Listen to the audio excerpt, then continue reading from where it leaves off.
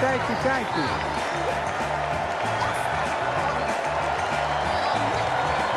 Thank you.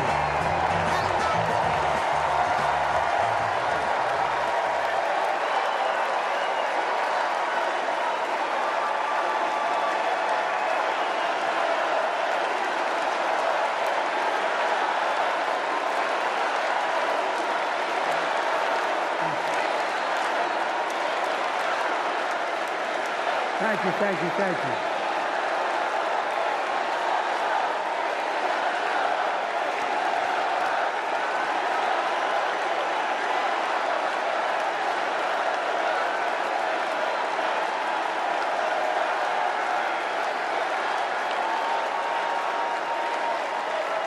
Thank you, thank you, thank you.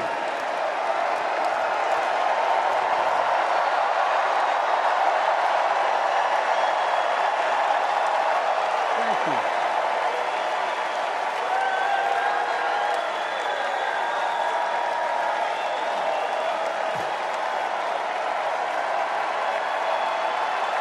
Thank you.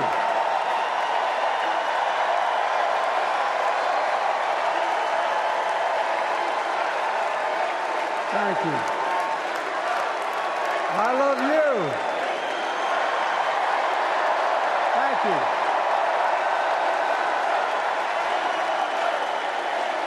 Thank you, thank you, thank you.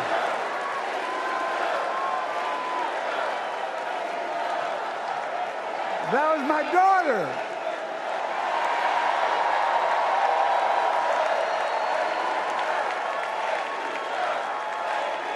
Thank you.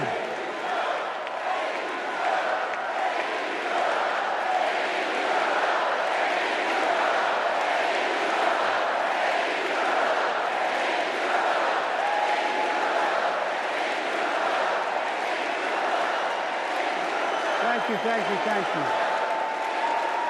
Thank you. Thank you, Butcher. I tell you what.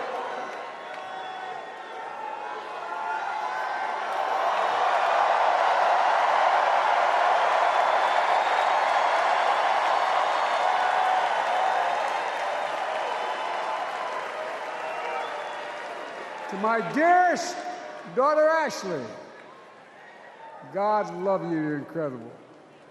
Thank you for the introduction and for being my courageous heart, along with Hunter and our entire family, and especially our rock, Jill.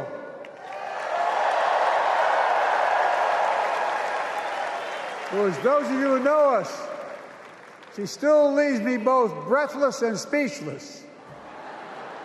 Everybody knows her. I love her more than she loves me. She walks down the stairs and I still get that going boom, boom, boom. You all will know me. No, I'm not kidding. Let's give a special round of applause to our First Lady, Jill Biden.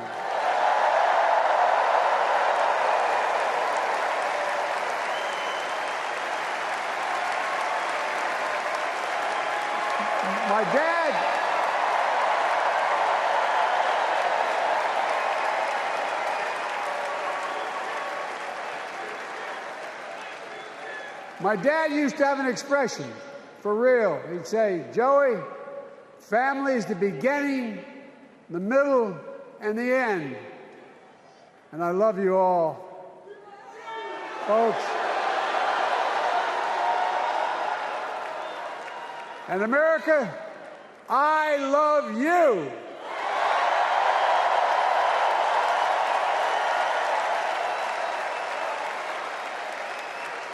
Folks, let me ask you.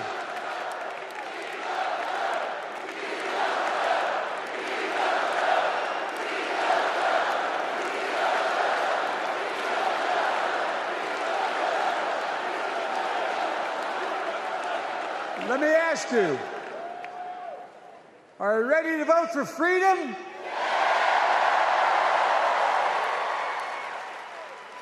Are you ready to vote for democracy and for America?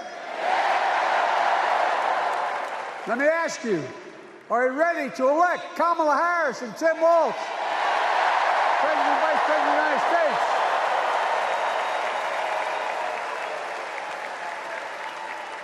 My fellow Democrats, my fellow Americans, nearly 4 years ago, in winter, on the steps of the Capitol, on a cold January day, I raised my right hand and I swore an oath to you and to God to preserve, protect, and defend the Constitution and to faithfully execute the office of the President of the United States. In front of me was the city surrounded by the National Guard. Behind me, a Capitol just 2 weeks before had been overrun by a violent mob. But I knew then, from the bottom of my heart, that I knew now, there is no place in America for political violence. None. You cannot say you love your country only when you win.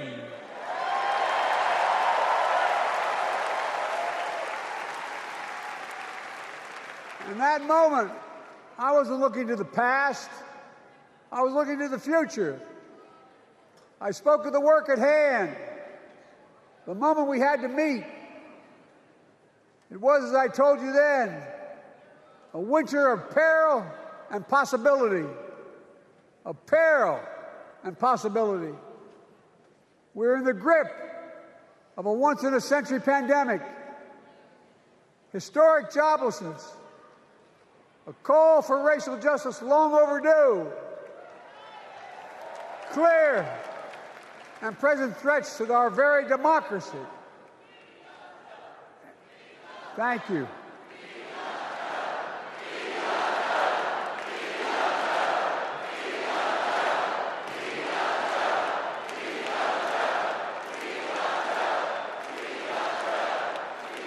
And yet I believed then, and I believe now, that progress was and is possible.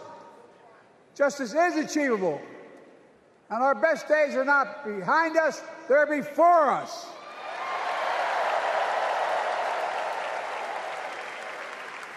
Now it's summer. The winter is past, and with a grateful heart, I stand before you now on this August night to report that democracy has prevailed. Democracy has delivered. And now democracy must be preserved.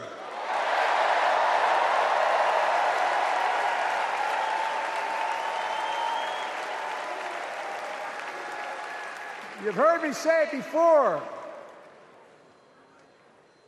We're facing an inflection point, one of those rare moments in history when the decisions we make now will determine the fate of our nation and the world for decades to come. That's not hyperbole, I mean it literally. We're in a battle for the very soul of America.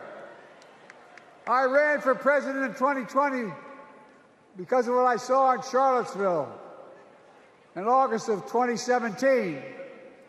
Extremists coming out of the woods, carrying torches, their veins bulging from their necks, carrying Nazi swastikas, and chanting the same exact anti-Semitic bile that was heard in Germany in the early 30s. Neo-Nazis, white supremacists, the Ku Klux Klan, so emboldened by a president then in the White House that they saw as an ally. They didn't even bother to wear their hoods. Hate was on the march in America. Old ghosts and new garments, stirring up the oldest divisions, stoking the oldest fears, giving oxygen to the oldest forces that they long sought to tear apart America. In the process, a young woman was killed. When I contacted her mother, I asked about what happened. She told me. When the president was asked what he thought had happened, Donald Trump said, and I quote, There are very fine people on both sides. My God. That's what he said. That is what he said and what he meant. That's when I realized, had listened to the admonition of my dead son, I could not stay in the sidelines. So I ran.